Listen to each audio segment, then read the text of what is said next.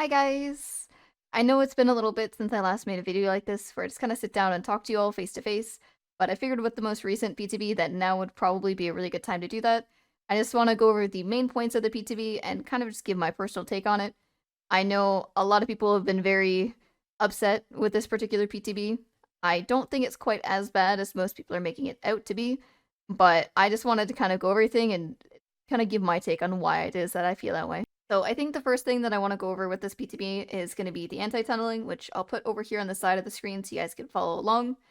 Overall, it starts off normal with the unhook protection, although they do increase the endurance and the haste and everything to 30 seconds instead of the usual 10 seconds.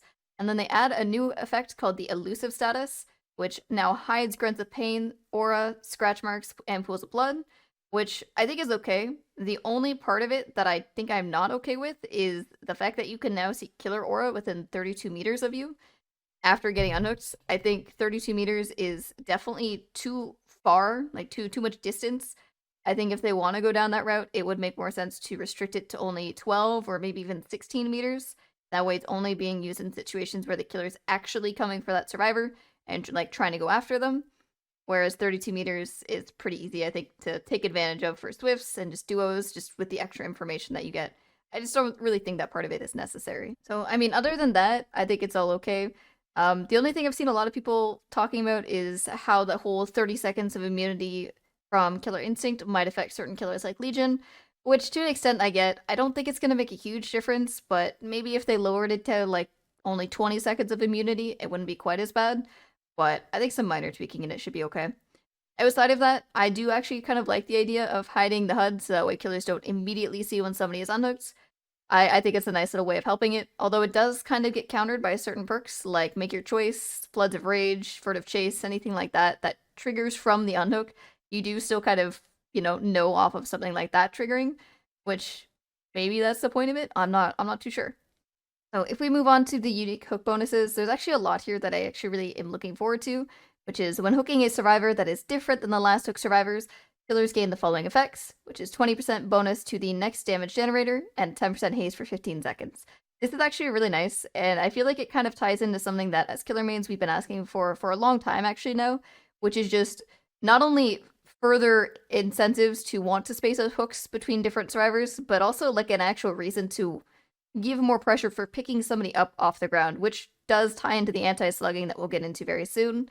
But it's a nice direction I think that they're going in, and I think also it ties into all of the gen nerfs that they've done, which I'll also get into more later, but having something like base kit pop is really going to be really nice.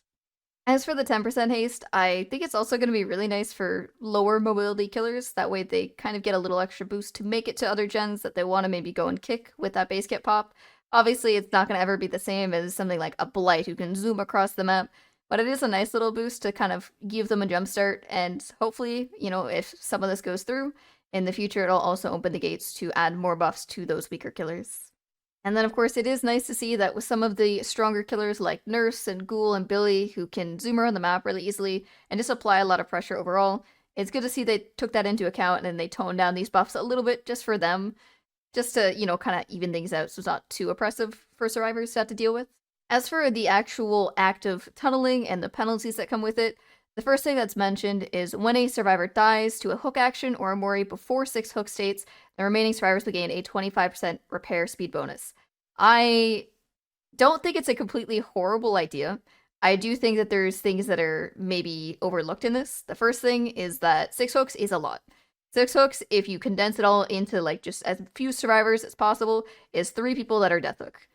That's a lot, especially if you aren't playing, some of the top tier killers. If you do want to kind of branch out and play other killers that aren't as strong, it is a pretty tall order. And then the flip side of that being that if you do kill somebody before that, everybody has 25% repair speed. I feel like a better way of approaching this is, first things first, I think that they should lower it down to at least 5 hook states. Maybe 4, but I feel like 5 would be a good starting point. And I would like to see that they would scale it off of the gens remaining. So if you say you kill somebody off and there's still 5 gens remaining, okay, yeah, sure, give them the bigger repair bonus, maybe like 25, 20%. But if you kill somebody off, like if you're having a rough game and you kill them off before you have 6 hooks, but you're at like 1 or 2 gens, I don't think that they need to be getting a 25% repair bonus. I think having it scale based off the overall progress of the game, I feel like it would be a lot better that way. That way, you know, killers don't feel like they're getting punished just for doing their objective, especially if they are getting closer to the end of the game and they're just trying to kill somebody off to get some pressure. And then for the survivors, it also feels better if you get a bigger boost if something happens, somebody does get tunneled out or just die really early on. Then you don't feel like you're, you know, in a hopeless situation with so many gems to get through. So I think it would be better on both sides if it just scaled overall. On the note of the tunneling penalties, there was one part I noticed that's a little weird, which is when a survivor that was previously hooked is killed or sacrificed, the killer loses the ability to block, damage, or regress gens by any means. I initially assumed that this was going to be following the 6 hook states that were required, you know, to be met before this happens, but it doesn't. It doesn't have any hook requirement on it. So you could theoretically have a situation where all 4 survivors are death hook, you know, they've all been hooked twice, and let's say that last person who got hooked, they run away, they go with the heal up, maybe they even do a gen. So like they're definitely not getting tunneled, but if they happen to be the next person that you find, even if a ton of time has passed, if you find them and you down them and you hook them and they die, you can no longer block gens and you can't damage them in any way. Like you can't touch the gens anymore as killer, which I feel like that might be a bit of an oversight. It seems a little weird, but it's usually if you're in the situation where everybody's already death hook, chances are you're, you know, the match is already almost over or you're kind of on the up as killer, but not always. Like you could have a situation with 1 gen left and everybody death hook, and now suddenly not being able to use, you know, your base kit pop might be the difference between all the other 3 survivors finishing that last gen, and you can't stop it. You can't like buy yourself time by kicking it because you killed one person earlier because they had last been hooked, but everybody's death hook anyways. I don't know, it just seems weird. I think it should probably follow the same requirements, or at least similar ones to the, you know, survivors gaining their repair speed boost. One other thing I really quickly wanted to mention in here, because I've had a lot of people ask me about this during my time playing the PTB, is a situation where imagine you hook somebody on a hook and it's their second hook, but you haven't quite hit your 6 total hooks, okay? So you put them on the second hook, and they either let themselves die on the hook, or their teammates just don't bother saving them. Now they're dead. You don't have to worry. You're not going to get punished. The survivors, the remaining ones, will not get the repair bonus, and you're not going to be blocked from being able to damage or kick gens or anything like that. The responsibility of somebody dying like that falls on the survivors, so you are not punished. Unless it is you picking up somebody who's death hook and putting them on the hook that then kills them right away, then you will get the punishment. But if they just let their teammate die, it doesn't, the blame doesn't fall on you. The game will not punish you. There is a bug in the PTB right now where sometimes it glitches out and does give the punishment to the killer, but that's PTB. It's not actually going to be a thing. So one other thing I really quickly wanted to kind of talk about before getting into the anti-slugging is how certain killer powers like Sadako and Pig are going to interact with these new hook changes and the anti-tunneling. Because when Behavior was asked about it in their dev stream on the Discord, they kind of just said that they were monitoring it and they were going to see what happens. I don't really know what that means. I don't really know where exactly that falls into this basket here with these changes, but hopefully we'll get an answer soon. I think, in my opinion, if they go down this route and they want to stay a little more rigid with these rules of you can't kill somebody before however total hooks are met, I think for Sadako, it would make sense that they stay a little more rigid on it if they want to go down that route, because at least with Sadako, if somebody decides to sit on a gen and just ignore, you know, the condemned stacks building up on them, if you go and down them, you have the choice to pick them up and just put them on the hook, and then it'll lock in some of those stacks they can't clear out. Not to say that that should necessarily happen and that I fully agree with it, but I could maybe see that being a thing. However, for Pig, I think it's a little different, because unlike Sadako, who directly controls whether or not she's gonna kill you with the condemned or not, Pig can't really do that with her traps. So let's say you down somebody and, you know, maybe you're even running add-ons to try and make the traps more efficient, like the tamper timer and stuff like that to reduce the amount of time they have. And whether it be a survivor just, you know, they're too scared to go for the boxes because maybe you're chasing somebody else in the area and they're spooked so they don't go for it. Or maybe they just don't care and they just let themselves die to the head trap. I don't think it's fair for Pig to get punished because she is not directly influencing that. So for this next little bit here, I just want to get into the anti-slugging portion of the notes. The first thing I notice is that right away upon your first down, you immediately have the base kit tenacity, which I don't really personally agree with. I think that it would make more sense to have it only be unlocked after you've been left down for extended periods of time, like something maybe 60, 70 seconds. And that way it's actually working towards kind of dissuading killers from wanting to leave you down for long periods of time.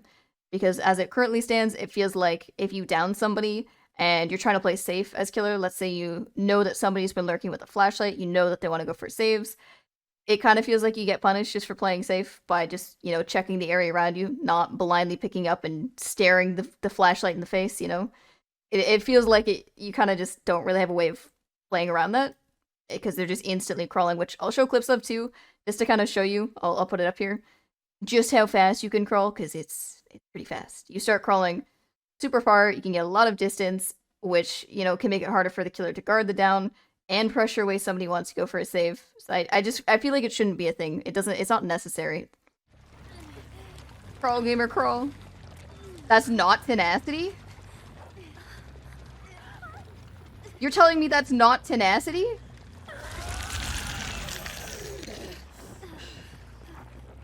Bro, it looks like they're speed hacking. It looks like they're speed hacking. And you're telling me that there's no tenacity involved in that. Okay, well that factors more into what I was saying before about that. I think it should be, It definitely something that only unlocks when you've been left down for a long time, which to be fair they have, but I still think even that seems a little... That might be a little much. Get a little closer. Oh, so just mash the button. Yeah. No, you actually... If you go to break that pallet, I gotta wait till I fall over again. If you go to break that pallet, I think even if you blink, because of your fatigue, I think I still have time to get up before you can even try and pick me up. And since we're on this topic of the anti-slugging, I know I've heard a lot of people in my chat and just in general from the community ask, well, what do you do if, you're against altruistic survivors or a Swift and they want to go for saves? What do you do? And I think a really good idea of how they could approach this if they want to go down this anti-slugging route is kind of like what they did with the anti-camp, where when you go down on the floor now, you have a 90-second bar.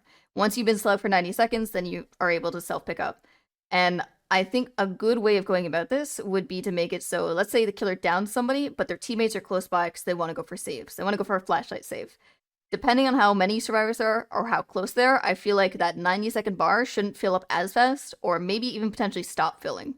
That way it takes into consideration when people are being altruistic, and whether it's a Swift or solo, it doesn't really matter. But if they're lurking nearby, the killer wouldn't feel like they're being punished just for downing a survivor. Because it leaves people feeling very hopeless, where they down somebody and people are lurking for saves, whether it's a pallet save, a flashlight save, a sabo save, doesn't matter. It leaves the killer feeling very hopeless because you can't pick up without them saving or saboing, but you can't leave them down because they're just going to crawl away super fast and just eventually pick themselves up. And as time goes on, they get up faster and faster and faster. It's like, what do you do? So I think having the 90-second bar slow down or stop, depending on how close the teammates are, is a good way of helping counter that. That way, if the killer does down somebody, the survivors are in a situation where if they want to go for saves, they can lurk a bit. Maybe catch the killer off guard, but if they want to really go for a bunch of saves, the killer knows. The killer has wiggle room to leave that person down on the floor without getting punished, but, right away. And, they could still pressure away those people that are going for the saves.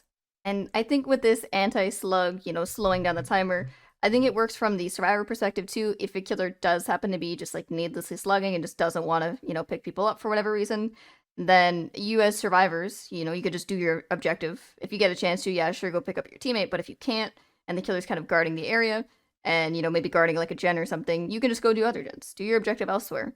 And then that way, as the person on the floor, that you'll still be able to get yourself up. You can also crawl away because of the base kit tenacity, which, again, I think should unlock later on.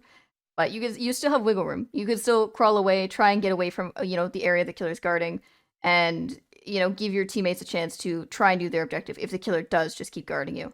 And kind of moving on further, a little bit more with his notes, I also noticed in the anti-slug notes it mentioned that the crawling speed increases over time when left in the dying state from 0.7 to 1.05, which I did go and test, which again, I'll show some videos here, some clips of it. I did go and test it. It gets really fast, really quickly, which again, I also think kind of falls into part of that. I don't think you should be able to crawl and recover right off the bat, but I also think that maybe it should take a little bit longer, at least on your first down or two, before, you could start crawling that quickly. Because it picked up noticeably fast within the first I want to say like 10 seconds. I'll put a timer on the screen so you can actually see for sure with these clips. But it's definitely really noticeable just how quickly you start picking up speed. And again, I think it should be reserved for when you are actually being left down extended for like longer periods of time. And I think it also could tie more into what I mentioned before about the, the slug timer potentially slowing down or even stopping if you have a lot of teammates that are nearby lurking for saves. Go, go, go. Right away, start crawling. I wanna see, just so we can kind of visually see just how quickly it picks up. Because it's like normal. Oh yeah, you can already see the speed picking up. You haven't even gone that far yet. Yeah, it's already super noticeable.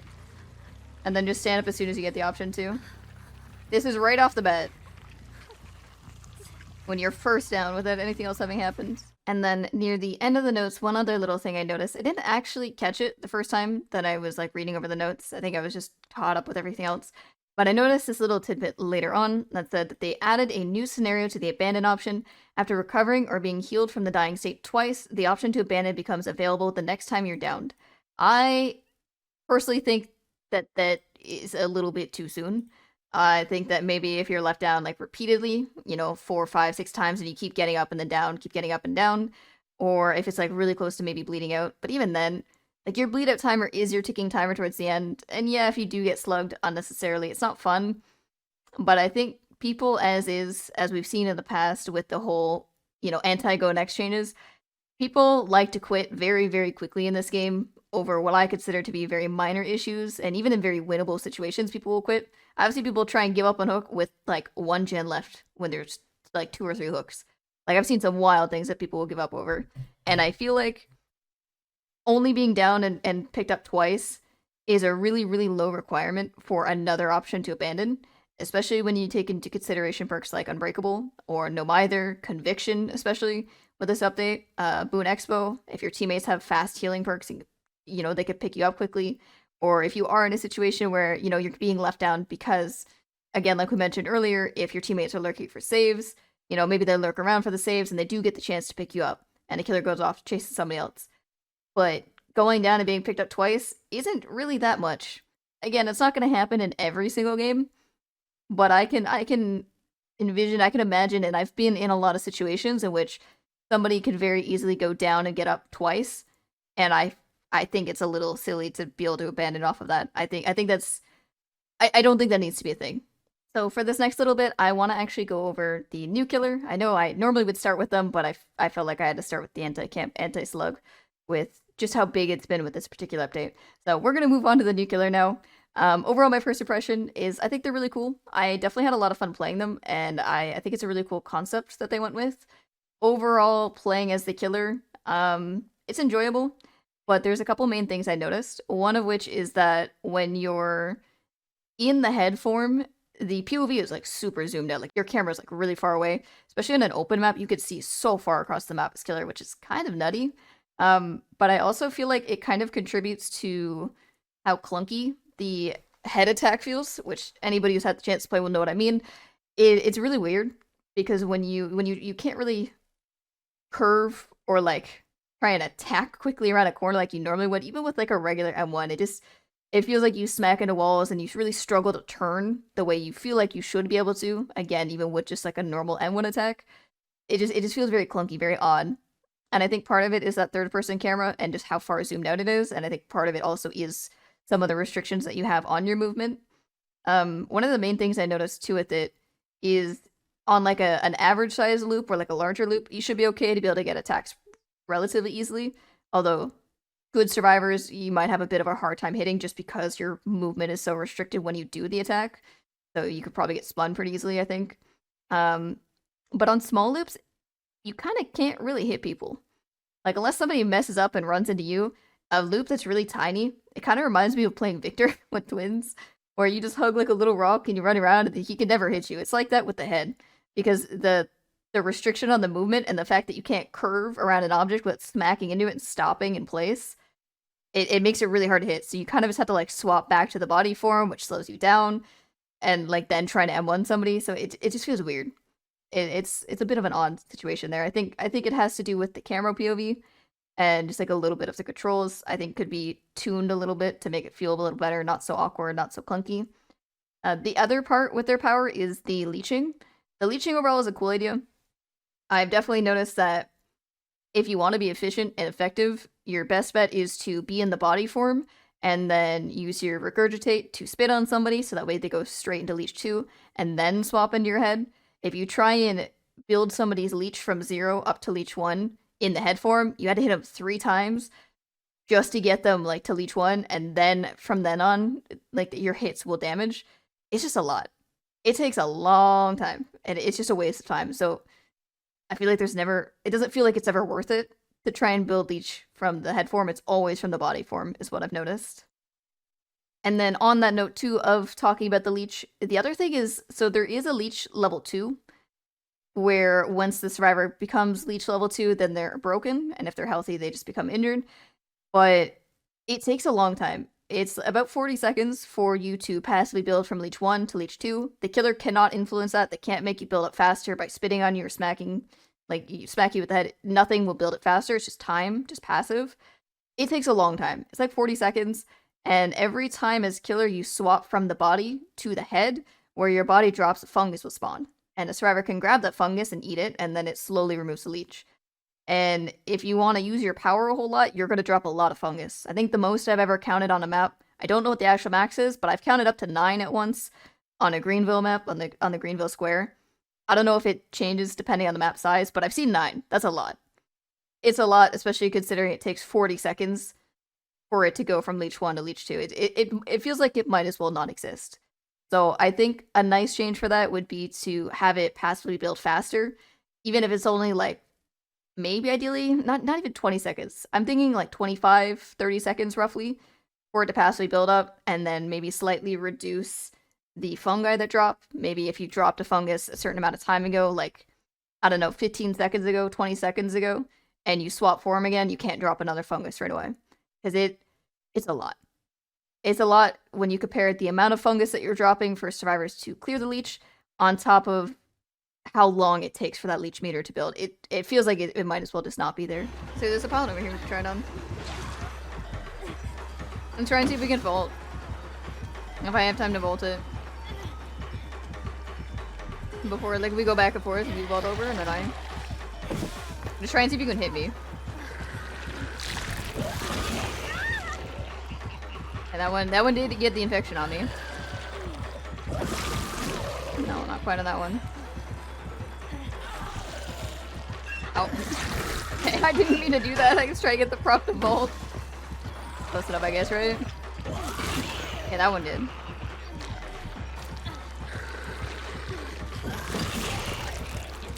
They're getting it, but if you're not already like max leech. I think it has more to do with the direction you spin in as killer when you try to do it.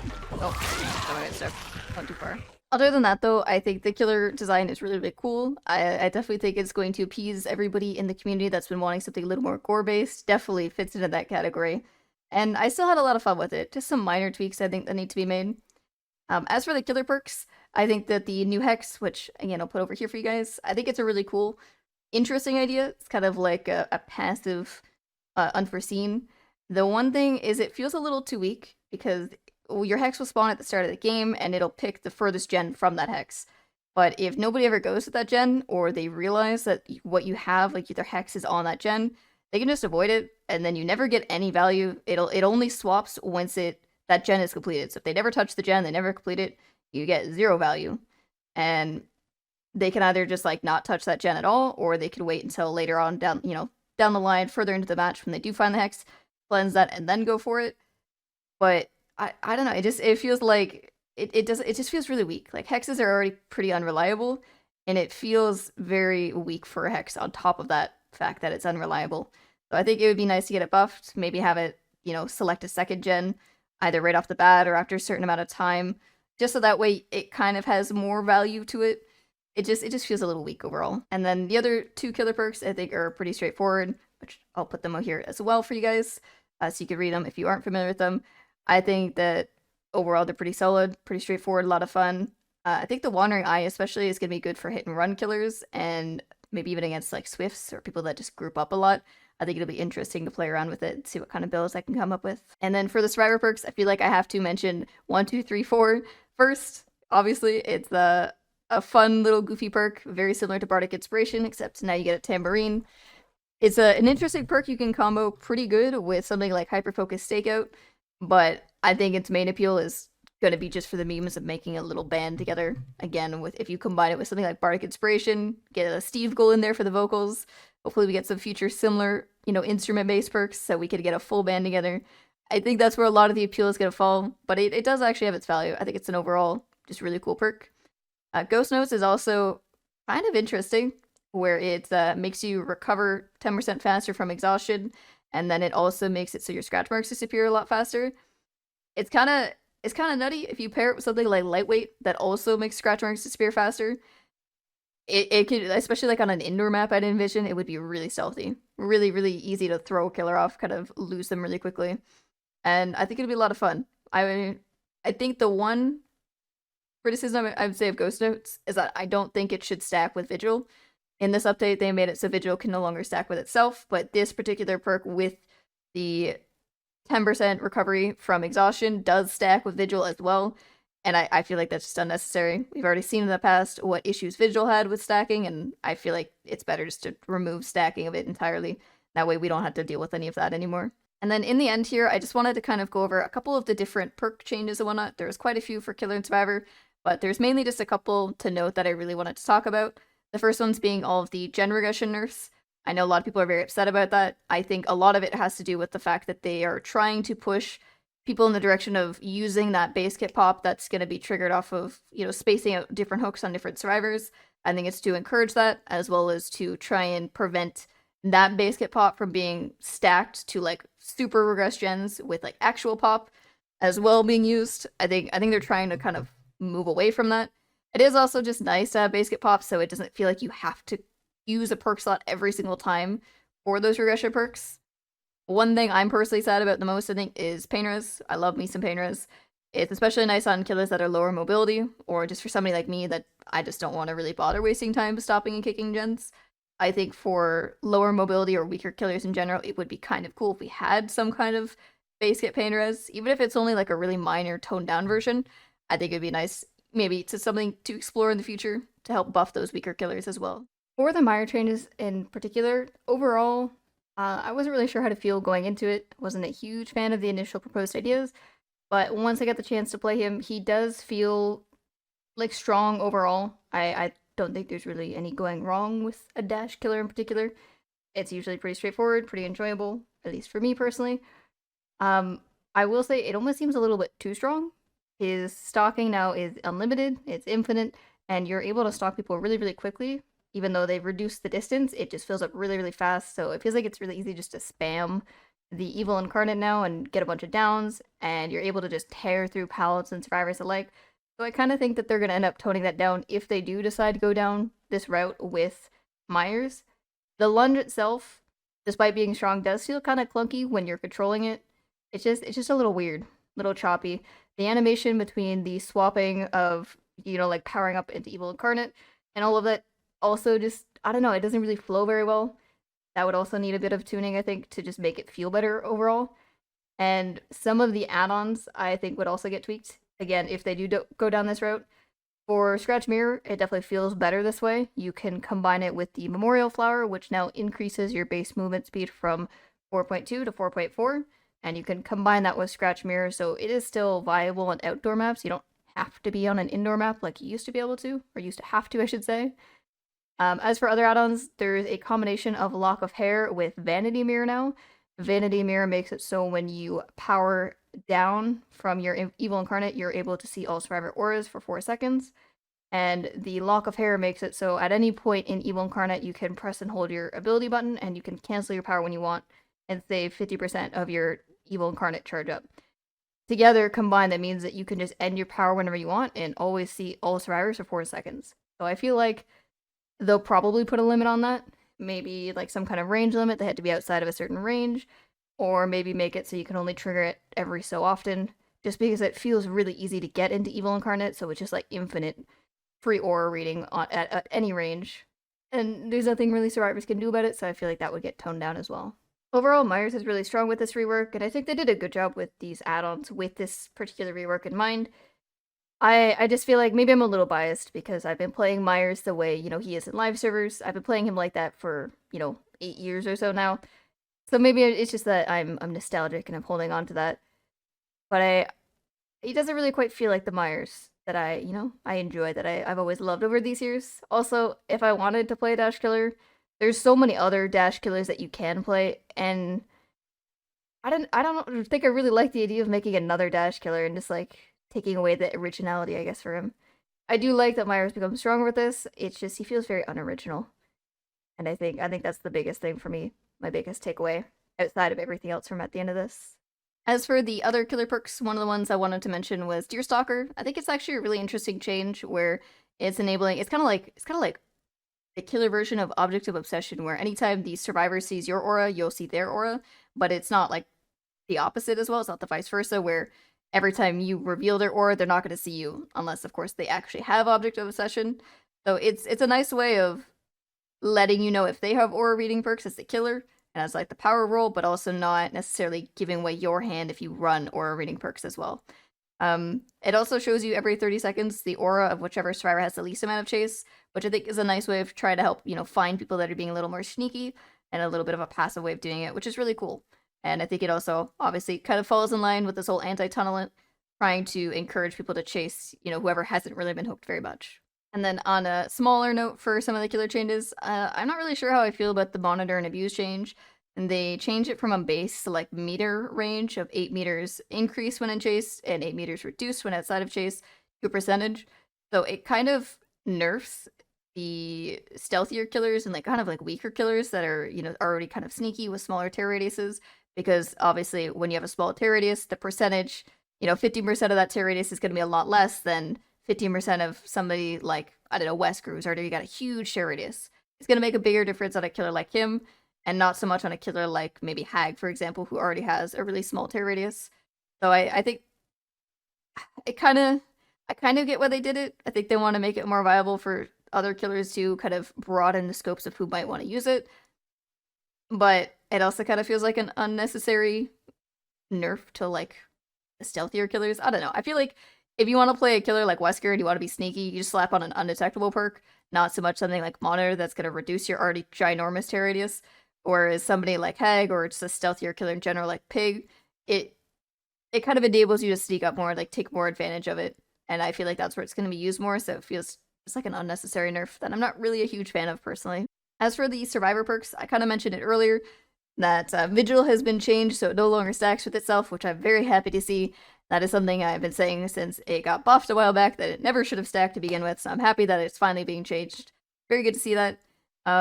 I also noticed there's a pretty big change to Off the Record, where they're completely getting rid of the endurance effect from it, which, again, I think ties into the whole anti-tunneling, where you already have, 30 seconds of the elusive status and the haste and the 30-second endurance, so it doesn't really feel necessary to have 80 seconds of that with Off the Record.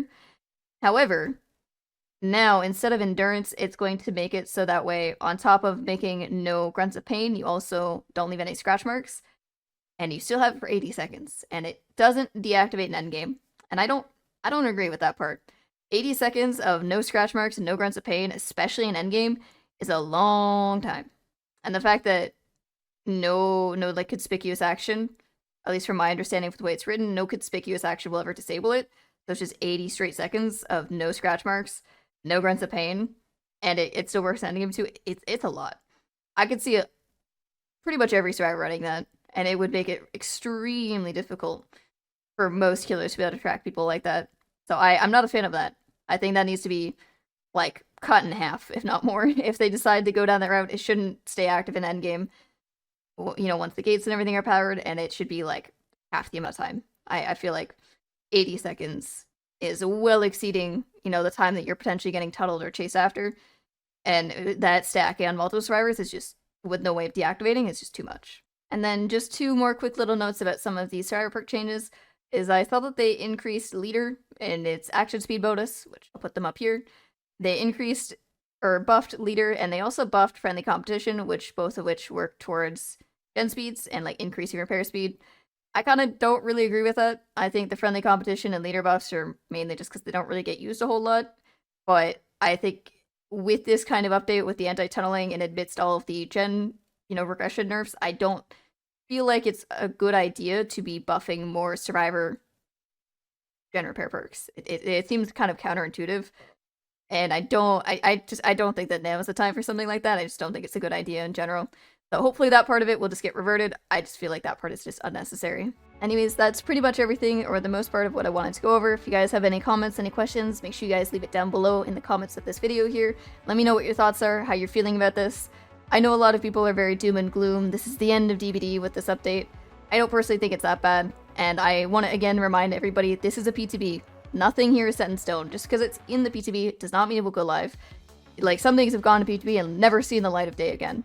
And, you know, some things will go to PTB and they'll be heavily changed, heavily tweaked and nerfed before ever seeing, you know, the live servers. So it's not all doom and gloom, and I really do encourage everybody to keep that in mind and just try and keep an open mind, you know.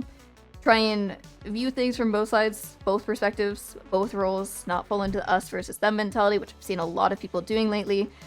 And just try and consider, if you don't like something, why do you not like it? What would you change about it? What could be changed to make it better? Instead of just going straight down the route of get rid of it. I don't want to see it. I would love to see more people trying to make things work and trying to kind of think out how things could be tweaked rather than just jumping straight to get rid of it. That's it.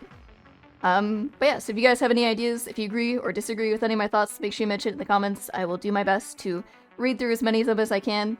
And yeah, I'll see you guys in the next one. Bye!